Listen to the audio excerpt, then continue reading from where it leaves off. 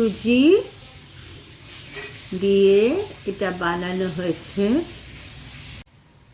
এটার মধ্যে কিন্তু ময়দা নাই, শুধুই সুজি। এবং এই সুজিটাকে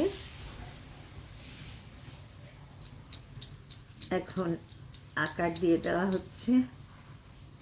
শুধুই সুজি, ময়দা নেই কিন্তু। এই সুজিটাকে এখন বানিয়ে নেওয়া হচ্ছে। এই পিঠের নাম আমরা বলি দুধ পুলি। দুধকে ক্ষীর বানিয়ে নেওয়া হয়েছে। এটাকে আমরা এরকম করে ভিতরে কয়েকটার ভিতরে দেব নারিকেল, কয়েকটার ভিতরে দেব ক্ষীর। শীতের দিন আসলো, আমাদের পিঠে পুলি খাওয়ার দিন আসলো, এবং যারা খায় তারাই জানে এটার স্বাদ। আর এখন মানুষ তেলে ভাজা জিনিস খেতে পছন্দ করে না, রিফাইন্ড অয়েল বাদ, ময়দা বাদ। তো এটার মধ্যে কোনো ময়দা নেই, শুধুই সুজি, খুব হেলদি। আর এটাতে কোনো তেলে ভাজার কোনো ব্যাপারই নেই, পুরোটাই। এখন এই যে হয়ে গেল, এটার ভিতরে বেশি করে নারিকেল দিচ্ছি, এটার মধ্যে একটু খোয়া ক্ষীর আছে। এবারে এটাকে এরকম করে শেপ দিয়ে দিব। তারপরে কোনো ভাজতে হবে না। আমার ক্ষীর রেডি হয়ে গেছে। ক্ষীর আমরা বানিয়ে নিচ্ছি, আমুল তাজা দিয়েই বানাচ্ছি। আর চিনি অনেক সময় জল ছেড়ে দেয়, কাজে লাল বাতাসা দিয়েছি, অল্প ব্রাউন সুগার দিয়েছি হেলদি করার জন্য, কয়েকটা লাল বাতাসা আর brown sugar. So it is very very healthy for everyone. No refined flour, no refined oil, no frying and no sugar content. এলাচ দেওয়া এবং চিনি দেইনি, বাতাসা দিয়েছি, কারণ চিনিটা জল ছেড়ে দেয়। তো এই যে আমার এটা রেডি হয়ে গেছে, এটা এবারে ক্ষীরে ছেড়ে দেব। কাঁচা নারকেল রেডি হয়ে যাচ্ছে। এই যে আমার দিদি দুধ পুলি বানাচ্ছে সুজি দিয়ে।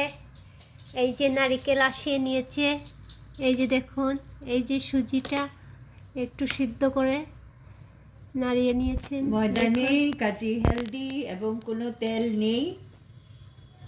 যাদের রেস্ট্রিকশন আছে, ফ্রাইড কিছু খেতে পারবে না, তাদের জন্য এটা খুবই হেলদি।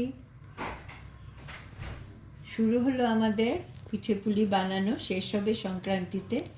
তো একসাথে সবগুলো খাওয়া যায় না, তাই আমরা এক একটা এক এক দিন খাই।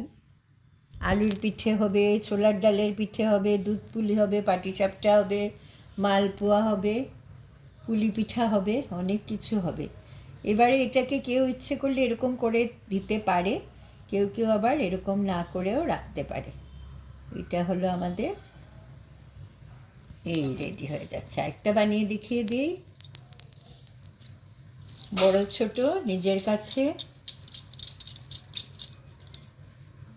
বলছে বটে দিদি বানাচ্ছে, কিন্তু সব কিছু রেডি না করে দিলে কি আর বানানো যায়? এগুলো একা বানানো যায় না। কিন্তু মা ওরা সব কিছু একা একা কীভাবে জানি করতেন, আর করতে হতো অনেক বেশি পরিমাণে, কোয়ান্টিটি অনেক বেশি ছিল, কারণ তখন সবাই সবার বাড়িতে আসতো।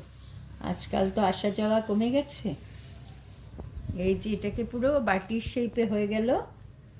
আরও বড় করা যায়, আরও পাতলা করা যায়, খুব একটা পাতলা করার দরকার নেই, পরে ভেঙে টেঙে যাবে।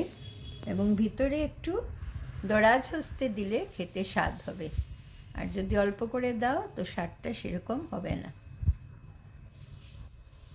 এটার মধ্যে খোয়া ক্ষীর দেওয়া আছে আমাদের, ইচ্ছে করলে পুরো ক্ষীর দিয়ে আবার আলাদা করেও, তবে বাইরে যেহেতু ক্ষীর আছে, ভেতরে নারিকেলটাই ভালো। তাহলে আমি সব ইনগ্রেডিয়েন্টসের ছবি দিয়ে বললাম যে বলো তো আমি কি বানাতে যাচ্ছি। আমি সেরকম উত্তর পাইনি।